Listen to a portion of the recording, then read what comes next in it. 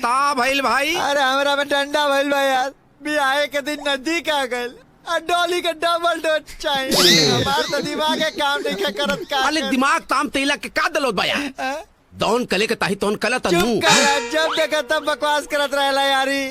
ई चचुला जब देखा तब हमनी का मानत रहेला। अरे एक तो दुनिया हमार दुश्मन बन गइल बा, वेद शास्त्र हमार दुश्मन बन गइल बा।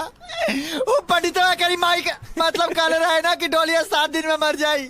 आज लोग मोला के कौनो लक्षण नहीं खेला का। अली मलदाई भाई मलदाई। अरे फोन आ गए, देख देख देख नाम लेने ससुरी का फोन आ गए। मोला की बात हमरा के चैन से ना जिए दे। भाभी जी प्रणाम। बोलिए डॉली जी। एक्सक्यूज मी, मैं डॉली नहीं मृदला सिस्टर आशीर्वाद हॉस्पिटल से बोल रही हूँ। का?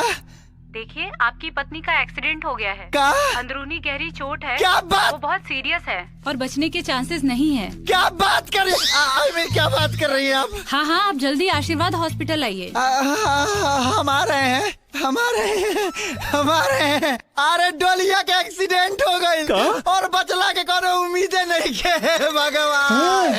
अतोनी अर्थी लेके आवो, हमनी जाता नहीं हॉस्पिटल। एक्सीडेंट हो गई बलम बाबा।